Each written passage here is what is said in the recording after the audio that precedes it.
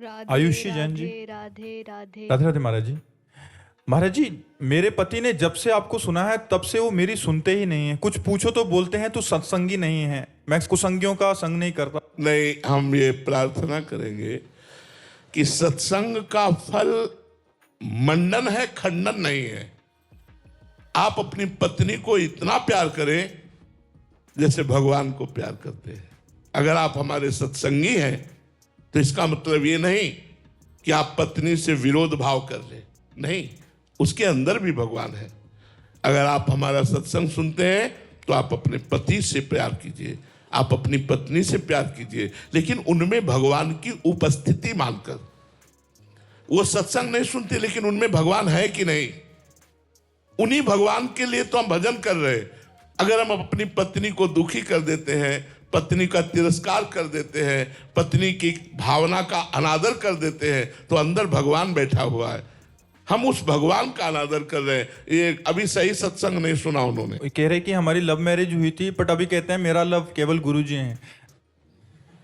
तो मेरी बात मान लो, मेरी बात मान लो। आज से आप अपनी पत्नी में भगवान का दर्शन करते हुए खूब प्यार कीजिए और नाम जप कीजिए, अच्छे से चलिए। नहीं तो फिर प्रेमानंद का सत्संग परिवार का खंडन करने वाला प्रसिद्ध हो जाएगा। ऐसा नहीं है, ऐसा नहीं है। हमारा सत्संग का उद्देश्य भगवत प्राप्ति है, और भगवत प्राप्ति तभी होता है जब आप अपने बच्चे में भगवान देखें, आप अपनी पत्नी में भगवान देखें, आप अपने पति में भगवान का भाव करें, और माता पिता परिवार सबको प्यार करें, धर्म से कमाएं, परिवार का पोषण करें, नाम जप करें, तब भगवत प्राप्ति होती है।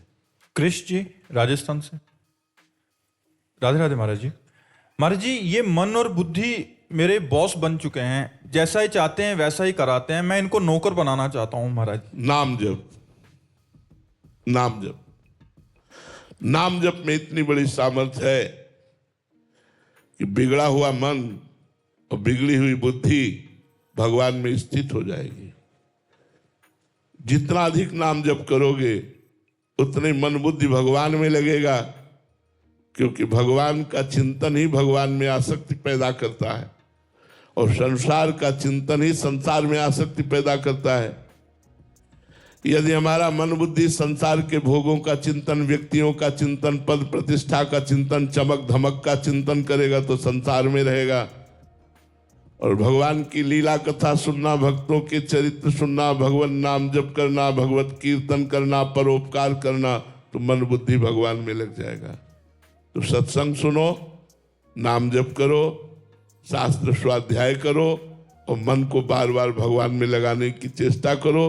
धीरे से ये परम पवित्र होकर तुम्हारे अधीन हो जाएगा। तुम जैसा चाहोगे वैसा चलेगा, पर अभी नहीं, समय लगेगा। खूब नाम जप करो, साधना करो। साधना के द्वारा मन को वश में किया जाता है, और संसार का चिंतन करते हुए, भोग भोगते हुए मन को कभी वश में नहीं किया जा सकता। उन्नति जी महाराष्ट्र से। राधे राधे महाराज जी। महाराज जी, प्रभु को पूर्ण समर्पण इतना अधिक प्रिय क्यों है? क्योंकि तुम प्रभु के अंश हो, और जब तक तुम समर्पित नहीं होगे तब तक तुम दुख, चिंता, भय, शोक, मृत्यु, इससे बच नहीं सकते। दुख, चिंता, शोक, भय, मृत्यु, इससे बचाने के लिए भगवान कहते हैं तुम मेरी शरण में आ जाओ। जो सभीत आवा सरनाई, रखियो ताहि प्राण की नहीं। एक तरफ प्रबल माया रच दी है, एक तरफ करुणा में भगवान ने भक्ति का मार्ग, ज्ञान का मार्ग, अष्टांग योग का मार्ग, कर्म योग का मार्ग रख दिया है। यदि माया से तुम भयभीत हो चुके हो, दुखी हो चुके हो, चिंताग्रस्त हो, शोक युक्त हो, मृत्यु से भय लगता है, तो आ जाओ हमारी शरण में। तेसा महम समुद्धरता मृत्यु संसार सागरात। मैं उसे इस मृत्यु संसार सागर से पार कर देता हूँ।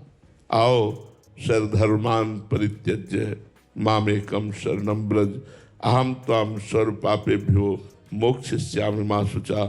तुम समस्त धर्म कर्मों को मेरे चरणों में समर्पित करके एकमात्र मेरा अनन्य चिंतन करो। मैं तुम्हें निष्पाप करके महाप्रेम में डुबो दूंगा, महासुख में डुबो दूंगा। इसलिए भगवान को शरणागति प्रिय है, इस तुम्हारे सुख के लिए प्रिय है। उनको किसी की आवश्यकता नहीं है, वो पूर्ण काम है, उन्हें किसी की जरूरत नहीं। तुम्हारी जरूरत को पूरी करने के लिए, तुम्हें आनंद प्रदान करने के लिए, क्यों? तुम उनके अंश हो, ममई वांसो जीव लोके जीव भूता सनातना। तुम सनातन पर ब्रह्म परमात्मा के अंश हो, ये भूल चुके हो। इसी का ज्ञान प्राप्त हो जाए और तुम परमानंद में प्रेम को प्राप्त होकर सदा सदा के लिए सुखी हो जाओ। इसलिए भगवान तुम्हें आह्वान करते हैं, आओ हमारी पूर्ण शरणागति को स्वीकार करो। तुम निश्चिंत, निर्भय, निशोक और सदैव प्रसन्न रहोगे। ब्रह्मभूता प्रसन्न आत्मा, तुम सदैव प्रसन्न रहोगे। विजयपाल सिंह जी करनाल से। राधे राधे महाराज जी। महाराज जी, भक्ति और ज्ञान में क्या संबंध है? दोनों नेत्र हैं उसी पर ब्रह्म परमात्मा का साक्षात्कार करने के लिए। बुद्धि में जो नेत्र प्रकट होते हैं उन्हें ज्ञान चक्षु कहते हैं। मन में जो नेत्र प्रकट होते हैं उन्हें मानस चक्षु कहते हैं। मानस चक्षु से परमात्मा का साक्षात्कार किया जाता है, ज्ञान चक्षु से तत्व दृष्टि का साक्षात्कार किया जाता है। एकमात्र एको ब्रह्म द्वितीयो नास्ति। और भक्ति से सिय राम में सब जग जानी, दोनों नेत्र हैं, कोई अंतर नहीं। उसमें ब्रह्म दृष्टि है, उसी ब्रह्म को राम कहा गया, श्याम कहा गया, शिव कहा गया, माता दुर्गा कहा गया, राधा कहा गया, वही एक तत्व है। उसका साक्षात्कार करने के ये नेत्र द्रोह है, एक प्रेममय नेत्र और एक ज्ञानमय नेत्र। भक्ति प्रेममय नेत्र प्रदान करती है और ज्ञान सर्वम तत्व दृष्टि, सर्वम खलमिदम ब्रह्म ने नानास्ति किंचन। एकमात्र ब्रह्म है, ब्रह्म के सिवा किंचन मात्र कोई नहीं है, ऐसा अनुभव ज्ञान दृष्टि से होता है। दोनों एक ही हैं, अंतर विशेष नहीं है। एक दासोहम से सिद्ध होता है, एक शिवोहम से सिद्ध होता है। अंजलि रावल जी हल्द्वानी से। राधे राधे महाराज जी। महाराज जी, राधा नाम का स्मरण करना, राधा नाम को सुनना और राधा नाम को बोलना, इन तीनों के प्रभाव में कोई असमानता है क्या महाराज जी? नहीं, तीनों जरूरी हैं। बराबर सुनना, बराबर बोलना नहीं हो सकता। 24 घंटे हम सुन नहीं सकते बाहर से, 24 घंटे हम बोल नहीं सकते। इसलिए सुमिरन है, श्रवण, कथन, सुमिरन, सेवन, चित लावही। सुमिरन हर समय हम कर सकते हैं। थोड़े समय श्रवण करें बाहरी यंत्रों से या बाहरी समाज से, थोड़ी देर कीर्तन करें, घंटा 2 घंटा 4 घंटा जितना बन सके। फिर हर समय सुमिरन करें। खास बात श्रवण कथन का है सुमिरन। श्रवण कथन सुमिरन प्रतीत ये है जो कृपा हरिवंश की। श्रवण कथन और सुमिरन विश्वास के साथ तीनों हो तो हरिवंश महाप्रभु की कृपा है, ये भगवत कृपा है। हम जब नाम सुने तो राधा नाम में हो जाए, जब गाएं तो राधा नाम में हो जाए, नहीं तो सुमिरन राधा, अंदर चलो राधा राधा। आप देख लेना, लोक परलोक जो कुछ चाहिए सब प्राप्त हो जाएगा। राधा नाम स्वयं प्रभु श्री कृष्ण जपते हैं। जपत हरि विवश तव नाम प्रतिपद विमल, मनस्य तव ध्यान ते निमिष नहीं टरिबो। हे प्रियाजू, स्वयं हरि आपका नाम प्रतिपल जपते हैं और मन से एक निमिष समय, निमिष कहते पलक झपकने को, पलक झपकने के समय में भी अंतराय नहीं आने देते, आपका निरंतर ध्यान करते हैं। अगर नाम जब चल रहा है और प्रभु का नाम का ही ध्यान हो रहा है तो रूप आ जाएगा, और जब रूप आ जाएगा तो प्रेमाशक्ति प्रकट हो जाएगी। इसलिए श्रवण भी चाहिए, कथन भी चाहिए और सुमिरन भी चाहिए। श्रवण कथन का हम कह सकते हैं कि फल है सुमिरन, श्रवण कथन का फल है सुमिरन। एकांतिक कोई जान नहीं रहा और अंदर ही अंदर नाम की ध्वनि चल रही, नाम की गूंज उठ रही, निरंतर श्वास श्वास में कई कई बार नाम जप हो रहा है। धन्य है जीवन, धन्य धन्य धन्य तेई जे इनके उपासी है। धन्य है धन्य है धन्य है उनका जीवन जो जुगल सरकार की उपासना, किशोरी जी की उपासना में है। मीनाक्षी जी हरियाणा से। राधे राधे महाराज जी, आपके चरणों में कोटि कोटि प्रणाम। महाराज जी, मैं हरियाणा शिक्षा विभाग में एक सरकारी विद्यालय में प्रधानाचार्य हूँ, मुखिया हूँ, आपकी शरणागत भी हूँ। महाराज जी, मेरा प्रश्न है कि हमारे विद्यालय में पढ़ने वाले अधिकांश बच्चे आर्थिक रूप से कमजोर हैं। समझाने के बावजूद भी कोई छात्र गलत आदतों, मद्य सेवन आदि में पड़ जाते हैं। दुख की बात है कि शिक्षक और विद्यालय परिकर भी इसमें आचरणों में संलिप्त हो जाता है, जिससे बच्चों को और बढ़ावा मिलता है। महाराज जी, मुखिया होने के नाते मुझे क्या नैतिक सुधार के लिए कदम उठाने चाहिए? वैसे बड़ा संकटपूर्ण परिस्थिति है जो आपने कहा। वो हमें विद्यार्थी कुछ ऐसे मिले जिन्होंने बताया कि जो टीचर का धर्म है वो अपने धर्म से गिर करके चेष्टा करना, व्यवहार करना, जैसे खान पान, पेय पदार्थ, व्यसन, मादकता की वस्तुएं, टीचर भी मिलकर विद्यार्थियों के साथ, तो कैसे सुधार हो सकता है? आज हमारे नए बच्चों में नशा और व्यभिचार प्रवृत्ति, ये दो बातें अधिक बढ़ रही हैं।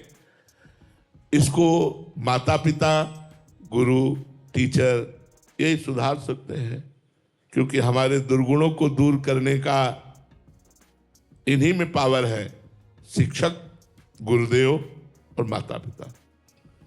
यदि माता पिता आध्यात्मिक हो और बच्चों को शुरू से अध्यात्म शिक्षा दे, टीचर आधुनिक विद्या के साथ साथ 5 मिनट ही सही किसी संत महापुरुष के प्रवचन सुनाए बच्चों को, उनको ब्रह्मचर्य के बारे में, उनको पवित्रता के बारे में, उनको व्यसन रहित होकर क्या आनंद प्राप्त होता है, भगवदानंद के बारे में परिचय दें, तो सुधार हो सकता है। केवल आधुनिक पढ़ाई से सुधार नहीं हो सकता। आधुनिक शिक्षा पढ़े हुए बड़े ग्रेजुएट, बहुत अच्छी डिग्री लिए हुए और ड्रग्स आदि के व्यसन में फंसकर अपने जीवन को बर्बाद कर दिया, ऐसे कितने बच्चे हमको मिले जो बहुत अच्छे पढ़ाई में बुद्धिमान है पर ड्रग्स आदि के शिकार हो गए। वो इंजेक्शन लगाते हुए वो नशे में धुत रहते हैं। अब उसने नशा ना मिले तो चोरी करेंगे, वो माता पिता को त्रास देंगे, चाहे जैसे हो पैसा आना चाहिए क्योंकि वो नशा चाहिए। तो बच्चों में ये दोष बढ़ रहा है। हम तो केवल प्रार्थना कर सकते हैं कि आप लोग गुरु हो, आप टीचर हो, माता पिता भी सहयोग करें और आप भी सहयोग करें। आप अपनी सीमा में रह करके धर्म पूर्वक यदि बच्चों को उपदेश करें, उनको आधुनिक और आध्यात्मिक दोनों शिक्षाएं प्रदान करें। कुछ ऐसे उद्दंड बच्चे होते हैं जो संभलते नहीं हैं, उन्हें फिर भगवान संभालेंगे। जहाँ तक जो संभलने वाले हैं उनको आप संभालने की चेष्टा करो। बच्चों को निर्दोष भावना से युक्त हो सके ऐसे शिक्षा प्रदान करो। और अगर आप मुख्य हैं तो टीचरों पर भी नजर रखो। अगर जो इस प्रकार के टीचर हैं उनको दंड दिलवाओ सरकार से, जिससे उनकी बुद्धि शुद्ध हो, उनको अधिकार के अनुसार, योग्यता के अनुसार बच्चों के साथ ठीक व्यवहार करें। यदि नहीं करते हैं तो आप मुखिया हो, आप उनको सरकारी कानून के अनुसार दंड भी दिलवाएं, जिससे उनकी बुद्धि पवित्र हो और वो बच्चों को बिगाड़े ना, बच्चों को उन्नतिशील बनावें। दिवाकर रॉय जी, वेस्ट बंगाल से। राधे राधे महाराज जी। महाराज जी, मेरा सवाल है कि बिना भोग के त्याग कैसे हो सकता है? मतलब जिसने भोगा ही नहीं वो त्याग कैसे कर सकता है? बहुत बढ़िया। हमने कभी अमेरिका नहीं देखा, हमारे ध्यान में अमेरिका आते ही नहीं। हमने कभी भोगा नहीं तो हमारे ध्यान में वो विषय आएगा ही नहीं। वो भोग से ही तो आता है। भोग से ही तो चिंतन बिगड़ता है। हमने कभी बंबई नहीं देखा, हमारी जिंदगी में बंबई ध्यान में नहीं आई। तो जो विषय हमने भोगा नहीं, उसको हमने सुना, उसको हमने देखा, लेकिन भोगा नहीं। तो सुन करके और देख करके भोगने की कामना उत्पन्न हो गई है। यदि हम सुनना और देखना भगवान की तरफ कर लें तो भोग सहज में त्यागा जा सकता है, सहज में त्याग। कितने ऐसे बच्चे हैं जो बाल ब्रह्मचारी हैं और बहुत शांति से बहुत सुंदर जीवन गुजार रहे हैं, कहीं कोई कमी नहीं। जिसने भोग भोगा ही नहीं, वो भोगों का चिंतन आकर्षण नहीं करता। भोग नहीं भोगा, पर भोग के दृश्य देख रहे हो, भोग की बातें सुन रहे हो, तब तुम्हें भोग की कामना विचलित कर देगी। और यदि भगवान का चिंतन कर रहे हो, भगवान का नाम जप कर रहे हो, तो भोग की बात ही नहीं। जो विषय हम संग करेंगे उसका ध्यान करें। ध्यायतो विषयान पुंसान संगास्ते सुपजायते, संगास्ते सुपजायते। संग का, आसक्ति का, भोग का जो हमारे अंदर उपजन होता है वो ध्यान से होता है। उसका चिंतन हुआ, सुना, मनन किया, देखा, तब कामना जागृत हो जाती है। संगास्ते सुपजायते, संगात संजायते कामा, कामात क्रोधो भी जाते, क्रोधात भवति सम्मोहा, सम्मोहा स्मृति विभ्रमा, स्मृति भ्रंशा बुद्धिनाशो, बुद्धिनाशात् प्लस्यते। अच्छा, भोग कर कोई तृप्त हो जाए तो वृंदावन में बैठे हो, सब योगी ही नहीं बैठे हो, गृहस्थ धर्म वाले भी बैठे हो। ईमानदारी से बताओ, भगवान को साक्षी करके क्या मन कहता है कि अब मुझे भोग नहीं चाहिए? भगवान को साक्षी करके देखो, क्या इच्छा समाप्त हो गई है? ये उसी की समाप्त हो गई है जिसने भगवान को प्राप्त कर लिया है या भगवान की प्राप्ति में तन्मय है। नहीं तो इच्छाओं का जाल बिछा ही रहता है। भोग भोग कर भोगों के राग का त्याग कर दे, भगवान की कृपा। और भोगों को भोगा ही नहीं और भगवान के भजन में निकल गया, और निकल गया, साफ निकल गया। नहीं तो भोगों की तृष्णा होती है। एक बार हमने जिस भोग को भोगा उसका संस्कार, उसकी तृष्णा हमें बार बार भोगों की तरफ खींचती है और बार बार भोगों में भ्रष्ट कर देती है। इस बात को समझिए आप। तेज जी गुजरात से, महाराज जी कह रहे हैं कि मतलब 2 साल पहले पति और पत्नी में झगड़ा हो गया, तो झगड़े में मतलब आवेश इतना आ गया, पत्नी को कह रहे कि मतलब 2 साल पहले ही उन्होंने कहा कि मैं श्री जी की कसम खाती हूँ कि आजीवन ब्रह्मचर्य का पालन करूंगी, एकदम आवेश में। बट महाराज जी कह रहे हैं कि अब मतलब संयम से नहीं रहा जा रहा उनके द्वारा। तो कह रहे कि अब कह रहे हैं कि पत्नी कह रही कि अगर गुरुदेव बोल देंगे तो फिर हम इस कसम को तोड़ेंगे, नहीं तो महाराज जी नहीं तो तोड़ दीजिए, तोड़ दीजिए। गृहस्थ देखो, एक बात हमारी समझो, गृहस्थ धर्म में संयोग के द्वारा ही गृहस्थ रूपी फुलवारी फूलती है। एक बार हम किसी महापुरुष का आश्रय लेकर ही बोलते हैं, मैं ऐसे नहीं बोलते मनमानी। एक अपना परिचय नहीं बताया और उड़िया बाबा के यहाँ आकर सन्यासी हो गए। उन्होंने अपना परिचय नहीं बताया। संत जन नहीं पूछते जो अपने ध्यान में मगन है। वो आए, सेवा करते रहे महीनों और फिर सन्यास ले लिया। कई महीने सन्यास के बाद उनकी पत्नी को खोज लगा कि हमारे पति वृंदावन में उड़िया बाबा के यहाँ सेवा में सन्यासी रूप से है। वो आई, महाराज जी को प्रणाम किया और ऐसे अचला पकड़ा महाराज जी का और कहा, महाराज आप हमारे प्रश्न का उत्तर दीजिए। मैं काम पीड़ित एक अबला हूं और ये मेरा पति है जो आपकी सेवा में है और इसे आपने सन्यासी बना दिया है, क्या आप उत्तर देंगे? क्या मैं व्यभिचार करूं दूसरे पुरुष से या आप हमारे पति को वापस करते हैं? तो उड़िया बाबा ने तुरंत कहा, सीधे घर जा और जा करके, ये तेरा दोष रहा कि तूने बताया नहीं कि मेरे पत्नी, अब जा और मेरी आज्ञा का पालन कर, गृहस्थ धर्म का उपभोग करते हुए परिवार में रहे। तो ऐसे गुस्सा में श्री जी की कसम खा ली, ऐसे नहीं त्याग होता विषयों का। धर्म पूर्वक विषय भोगो और भगवान का चिंतन करते हुए चलो, ऐसे नहीं। ठीक है, उस कसम की जो बात है वो तुम चिंता छोड़ दो, राधा राधा राधा, और अपने धर्म से चलो। ठीक है, अधर्म ना करना, धर्म पूर्वक चलना, अपने पति से अनुराग रखना। हाँ, संयम बढ़ा सकते हो, महीने में, 2 महीने में, 4 महीने में, 6 महीने में, 8 महीने में, ये तुम्हारे ऊपर है। लेकिन वो कसम ठीक नहीं है, क्योंकि गृहस्थ धर्म का पालन करने के लिए ऐसी कसम ठीक नहीं है, ये बिल्कुल ठीक नहीं है। सरिता शर्मा जी, राधे राधे महाराज जी। गुरुदेव भगवान, आपके श्रीमुख से माता शबरी जी का चरित्र सुनने को मिला महाराज जी। माता शबरी जी के भाव निश्चल प्रेम, अटूट विश्वास और परम सरलता के प्रतीक हैं महाराज जी। वे भगवान श्री राम के प्रति समर्पण, धैर्य पूर्वक प्रतीक्षा, निष्काम नहीं, राम के प्रति नहीं, गुरु के प्रति। शबरी जी का अपने गुरु जी के प्रति था। गुरु जी के वाक्य थे कि बेटा तुम उदास मत हो, मैं अपने तप और भजन के प्रताप से जिस परधाम पर ब्रह्म परमात्मा को प्राप्त करने जा रहा हूं, मैं आशीर्वाद देता हूं, वही पर ब्रह्म परमात्मा स्वयं चल कर आएगा और तुम्हें यहां साक्षात्कार कराएगा। तो धन्य है शबरी मां जो अपने गुरु के वचन पर विश्वास करती रही।